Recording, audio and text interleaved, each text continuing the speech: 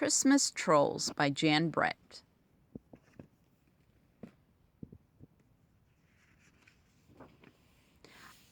I'm Treva, and the day my brother Sammy and I went to our neighbor's farm to pick out a Christmas tree was the beginning of the most unforgettable Christmas I ever had. As we went home through the forest with a perfect tree packed on the sleigh, Tuffy started sniffing and barking. I couldn't see anything, but I felt sure that somebody was watching us. When we arrived home, we forgot all about the forest. Mom and Dad had brought out our boxes of ornaments to decorate the tree. Sammy and I put evergreen wreaths and mistletoe and holly all around the house. We had already wrapped our presents and hidden them away for Christmas morning.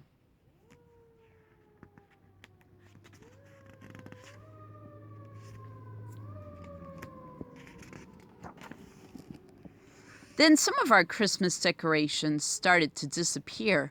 I hadn't noticed until Daddy asked if we had moved the trinket box he had hidden for Mom. I shivered because Mom had just asked me the same thing about the mittens she had knitted for Dad.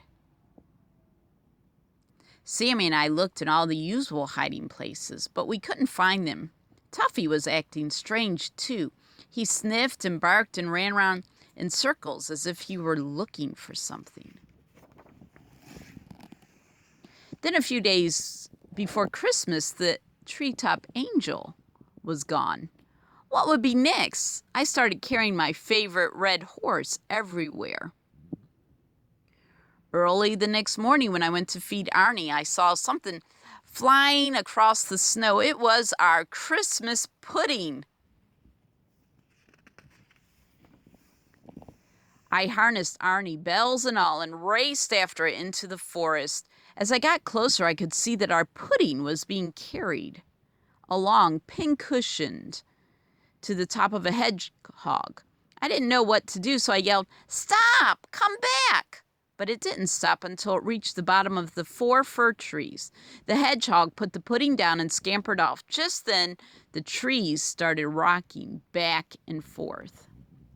Suddenly, a funny-looking ladder dropped down from above, and 2 trolls scurried down, pouncing on the pudding before I could even move. They pulled it back and forth as they went up the ladder, squabbling all the way to the top.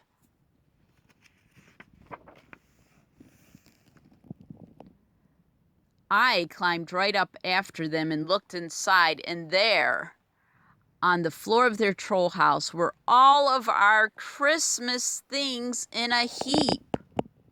The trolls were grabbing at them, each one wanting what the other had.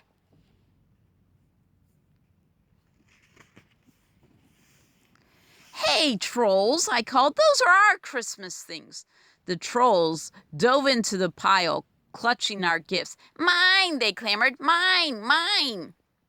I looked at them and had to smile.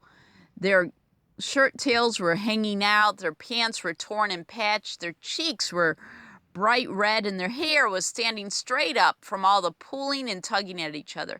"Christmas," they wailed. "We want Christmas."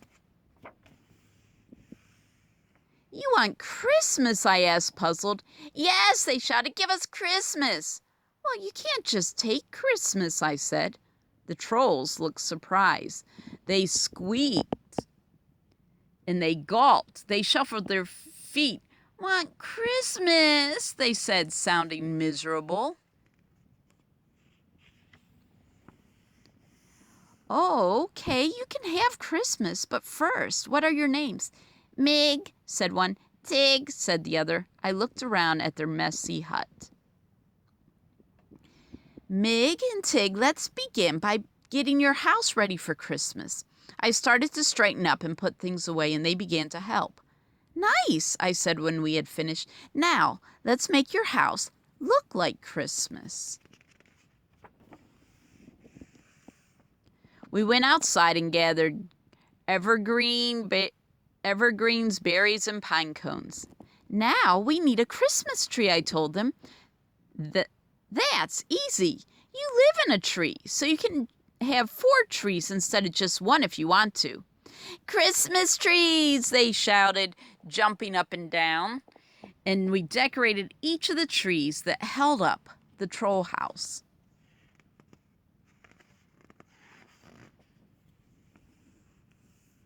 Tig and Mig had a small setback on the way back to the hut. I knew I had some explaining to do. When I first got here, you were snatching things for yourselves and acting really grumpy. Try playing together and having some fun.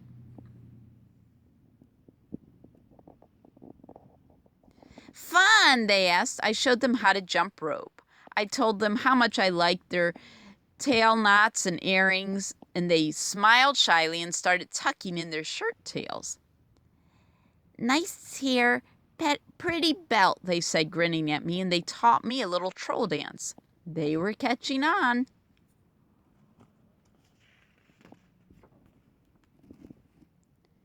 Now, if you really want Christmas, you must be generous with each other. If you do that, you'll have Christmas right here in your troll house.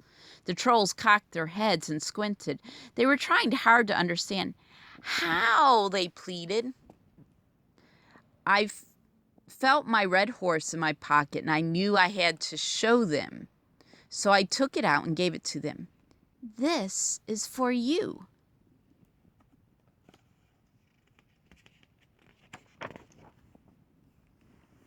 The trolls squealed and jumped up and down with glee. They took turns passing my horse back and forth, happily playing with it together. It was time to go home. I slipped out quietly and climbed down to Arnie. To my surprise, the hedgehog had packed all of our presents on the sleigh for me to take home while we were having Christmas in the troll house. On Christmas morning, Sammy and I ran downstairs to find our tree alight with candles and packed and our stockings filled. We opened our presents in front of the fire. But this Christmas was full of surprises. I heard a bumping and a scratching noise. Tuffy barked. I listened and followed the sounds, and on the doorsteps was a Christmas present.